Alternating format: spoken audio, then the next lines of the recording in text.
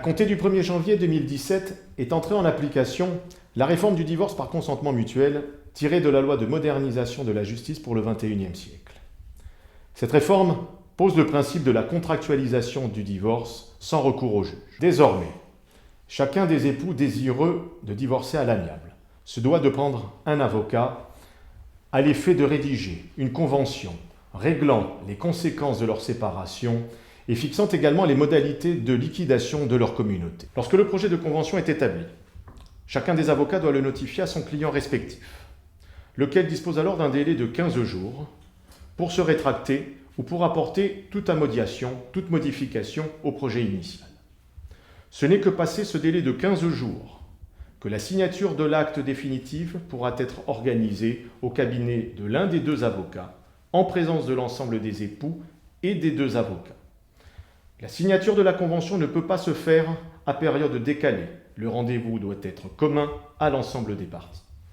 Une fois cette signature effectuée, l'avocat dûment désigné dans la convention dispose d'un délai de 15 jours pour adresser un exemplaire original au notaire désigné à la convention, lequel notaire aura pour mission d'enregistrer l'acte d'avocat au rang de ses minutes.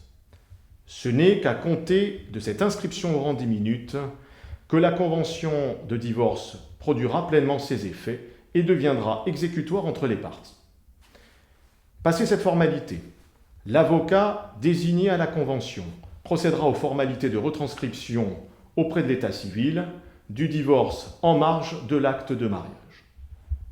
Soucieux de préserver l'intérêt de l'enfant, le législateur a néanmoins prévu une dérogation à ce nouveau dispositif. Les avocats chargés de rédiger la convention de divorce doivent s'assurer soit du consentement de l'enfant lorsque celui-ci est en âge de discernement, soit de l'engagement des parents à renoncer au consentement de l'enfant lorsque celui-ci n'est pas en âge d'avoir un discernement suffisant. L'enfant peut être entendu à sa demande ou à celle de l'un de ses deux parents, à l'issue de son audition devant le juge. Soit le magistrat constate qu'aucun élément ne s'oppose à la poursuite d'un divorce par consentement mutuel, auquel cas on revient au dispositif de la loi ancienne, c'est-à-dire que le divorce par consentement mutuel ne pourra pas être fait par acte d'avocat, mais devra faire l'objet d'une homologation par le juge judiciaire.